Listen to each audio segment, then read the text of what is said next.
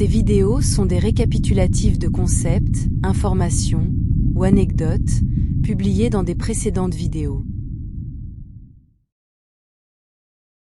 Les extractions et leurs problèmes, partie 2.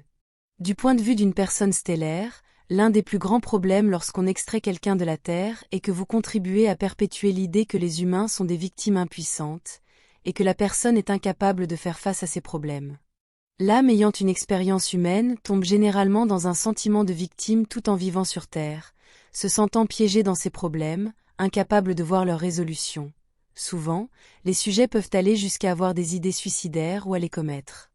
L'une des plus grandes différences entre être une personne stellaire de n'importe quelle race, ou un humain, c'est que les stellaires se souviennent presque toujours clairement de leur vie antérieure et de l'espace entre elles. La compréhension des réincarnations, des plans de vie prénataux et des objectifs est bien plus grande que sur Terre, où ils ne sont guère plus que des théories appartenant à des disciplines telles que la philosophie et la métaphysique, alors qu'ils sont des faits de la vie bien compris pour presque toutes les races stellaires non humaines, qu'elles ressemblent ou non à des humains. De là, nous sommes tout à fait conscients des raisons pour lesquelles de nombreuses personnes s'incarnent sur Terre, ou ont choisi d'y vivre, en y entrant de n'importe quelle autre manière, et c'est pour apprendre des défis auxquels vous êtes confrontés en y vivant. Le changement positif et le progrès viennent du fait d'être soumis à un grand nombre de stress.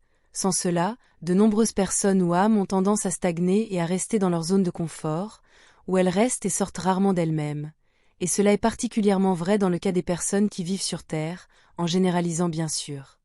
Il y a un point où le stress devient une souffrance pure, mais c'est lorsque quelqu'un atteint ce point de rupture que de réels changements et progrès se produisent, mais c'est là qu'une limite éthique doit également être fixée, mais cela est un sujet pour une autre vidéo. En tant que personne stellaire non humaine, c'est de ce point de vue que je dis que les âmes savent dans une grande mesure comment sera leur vie sur Terre, et elles les choisissent volontairement en raison de l'apprentissage et de l'expansion de l'âme qu'elles leur apporteront. Elles choisissent également leur prochaine incarnation sur Terre à partir du point de vue beaucoup plus étendu et intemporel de l'espace entre les vies. Elles savent qu'elles devront faire face à des difficultés et à de nombreux défis, et elles savent aussi pourquoi elles devront les affronter, ainsi que l'expérience d'apprentissage qui en résultera. Retirer une personne, une âme, de la Terre, lors d'une extraction, entrave et interfère avec le plan de vie de cette âme.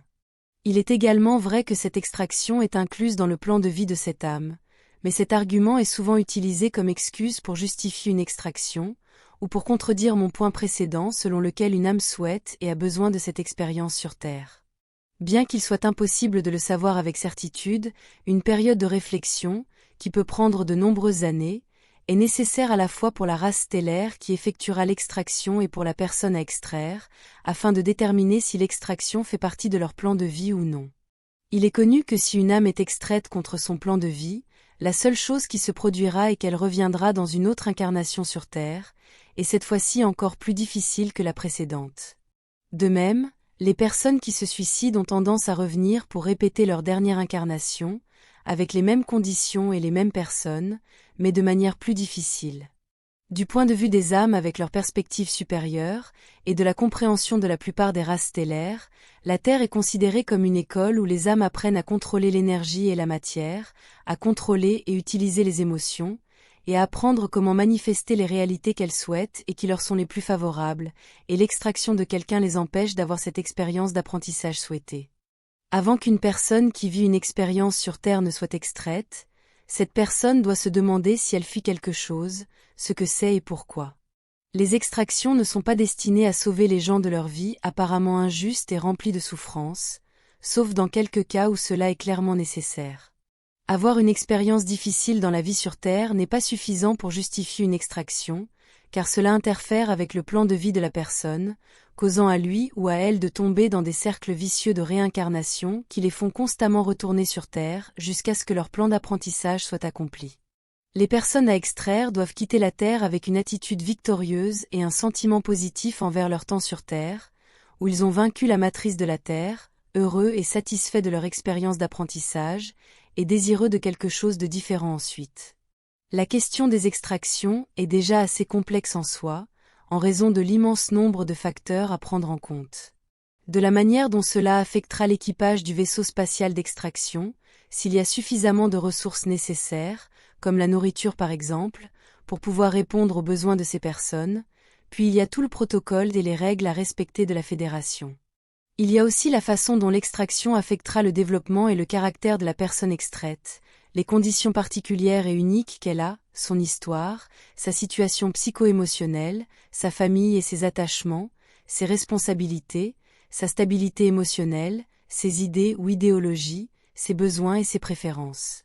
Même la quantité d'espace occupé par les choses que vous souhaitez télécharger sur le vaisseau doit être vérifiée pour s'assurer que rien de tout cela ne pose de problème ou d'interférence de quelque nature que ce soit, et ainsi de suite.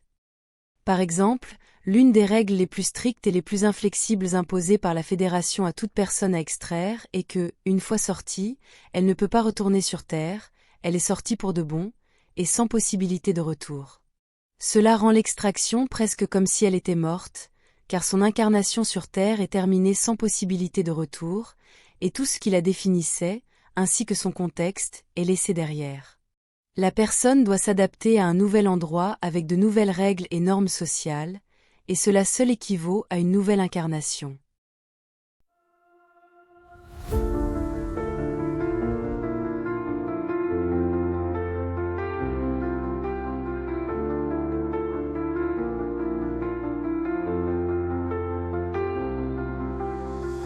L'immensité des cieux, nos rêves se déploient. Une étoile de nos voeux vers un monde de joie. Chaque lumière dans la nuit raconte une histoire, un voyage infini aux confins de l'espoir. Nous sommes des voyageurs sous un ciel infini, portés par des ailes d'astres, un rêve ébloui. Nos cœurs battent dans la danse des étoiles, un amour sidéral nous emporte vers l'idéal.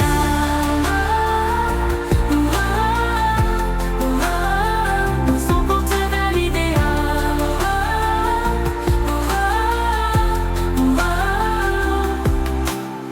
Dans le silence cosmique, nous trouvons notre voix. Chaque note symphonique résonne avec émoi. Un souffle de l'univers emplit nos âmes.